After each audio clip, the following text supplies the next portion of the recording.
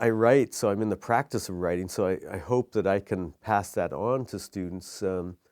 When I run a workshop, it's pretty simple. There's no bells and whistles. I just really want it to be a venue where people can hand in their work, have some editors, have some eyes on the work.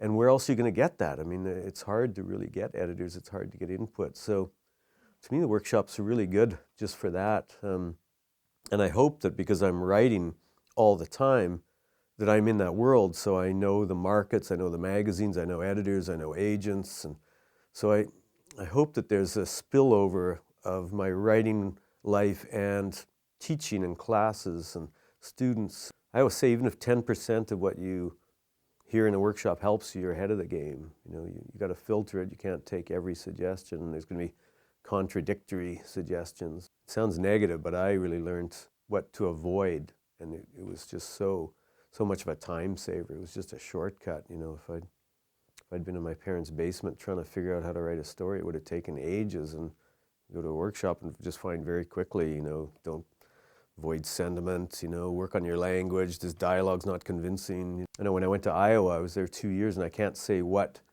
it did, but it's just incremental. You just get better and better and better while you're in those workshops and talking and breathing, writing all the time, for a couple of years. So can't help but influence you. I think a lot of times people think that there's tons of time to write and that they're going to write at Christmas or they're going to write in the summer.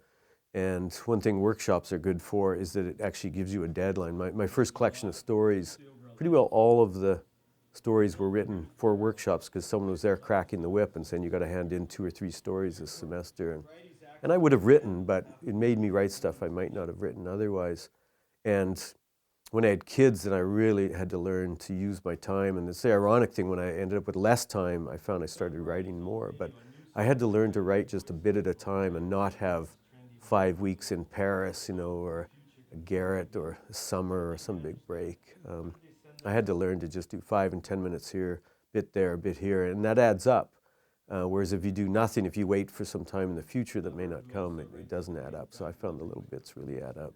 It may affect my style too, because my style is very much little blocks and pieces that I love to move around, and I think that may actually come out of the approach to writing and just not having tons of time.